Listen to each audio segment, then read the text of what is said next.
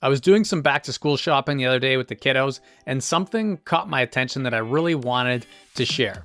There are so many journals and diaries with inspirational quotes. They say things like dream big or live your best life, the kind of YOLO stuff that we all recognize. Now, I generally agree with the quotes, but the next day I noticed a wagon filled with school supplies at our kids' daycare, and one of the teacher's journals was in the wagon, and right on the front it said, "Live your dream." These things always catch my eye, and I feel like I want to take a picture and post them. I saw a poster at McDonald's that said, "Chase your big dreams," and I wanted to just take a shot of that, post to stories. But this particular time, it just got me really wondering, more so than anything else. How much do people think about the message on the cover versus just flipping it open and using it as a pile of paper? I imagine that when people are selecting journals, they probably pick through them and find one that resonates or aligns with something that they feel. Maybe if they're shopping online, they even search for a journal with a specific phrase in the front. But how many people actually live by the words on the front of the journal? For example, if a journal says, "Own your dreams," mathematically, do you think like 1 in 2 people who buy that journal really own their big dreams? Or is it more like 1 in 10 or even 1 in 100? I don't know, but I think that most of us can relate to owning at least one of these journals or having used them before and wondering how often we live up to the big ideas that are written on them. I know that I think about this often because I have a few of these with inspirational quotes on them. Sometimes I feel like I'm not really living up to those ideals. Other times I feel like I'm doing a pretty damn good job. I try to create practical ways to live out my dreams, even though it's tough. I recently talked about this with Maya Marsha Weeder on the podcast. She built her entire career helping people own their dreams. She's been incredibly successful with books, workshops, and courses, even ended up on Oprah's couch a couple times talking about owning your big dreams. But she was the one that reminded me, while figuring out your big dream is difficult, the hardest part isn't how to achieve it. It's letting go of how it all happens. She even actually told me, and this is one of my favorite moments from this entire show, she told me to keep going with the podcast, but also to promise her that I don't worry about how it all works out. If you're like me, or how I used to be, you might feel some regret when looking at those inspirational quotes. You might not want to dwell on them because you're not too sure if you are living your dream life yet, but maybe you're confident that you want to. You just don't know what life looks like or how to own that dream. So it gets easy to feel like you're behind or stuck. And the best way to handle this is to balance the pride in how far you've come with a focus on your future self. You need to hold on to that vision like a crystal ball that you're working towards without getting lost in it. It's a tricky balance. One of my heroes calls this keeping the moon in the window. Shout out to Bob Goff. You need to hold that vision, the moon in the window, as you move towards your dreams. Even though you might get off course or have to make adjustments along the way, you keep pushing forward. And one of the biggest roadblocks, obstacles that we face in doing this is holding on to regret.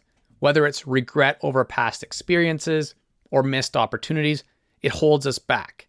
I love the song "Move On" by Mike Posner because it perfectly captures this sentiment. Sometimes you just need to move on. We can learn from our past, but we shouldn't let it distract us from current goals. Hanging on to regret can be kind of like quicksand, pulling us down instead of letting us move forward. And one challenge that I find with discussions like this is that they often lead to a focus on productivity, which isn't always the point. Having worked in mental health for most of my adult life, I've come to believe that the most important thing is finding meaning and living with vitality.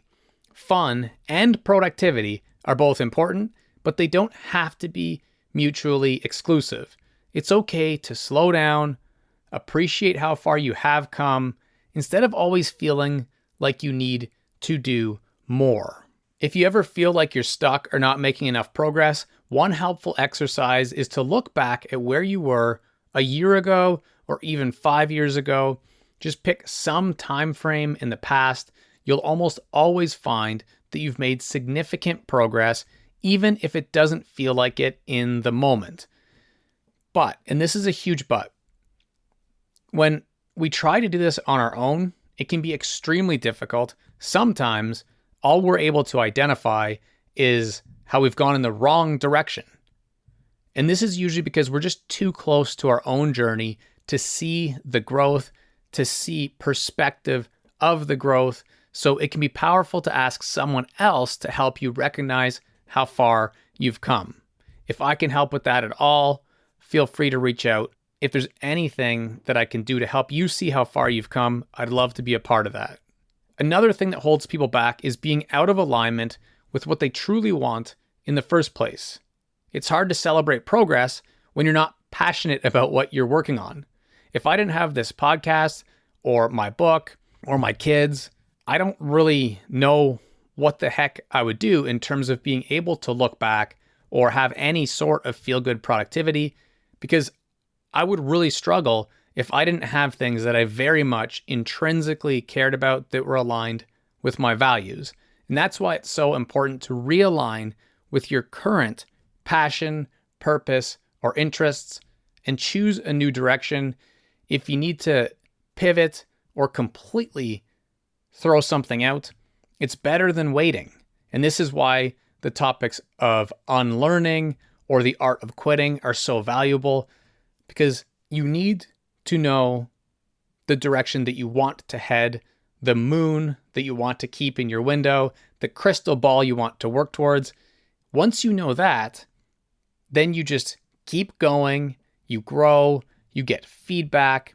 And for me, one of those biggest things is this podcasting journey.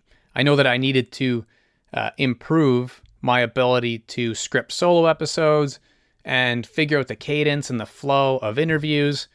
I really still want to improve my storytelling, marketing strategies. I also know that looking back at how far I have come helps me realize that I'm making progress even when it feels slow. Because there are many times where it feels like I'm terrible at podcasting, and all I really need to do is look at some of the early episodes, take a step back and reflect. And I hope that this is something you can do. Figure out what your vision, your goal is, and then reflect on your journey to see how far you've come, which is probably way further than you think. Like I said, if you're struggling with this, hit me up, send me a message. I'll see if I can help. The key is to keep moving forward even when it feels like you're stuck.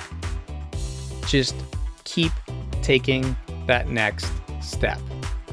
I appreciate all of you so much. Until the next episode, all the best. And remember, just keep learning.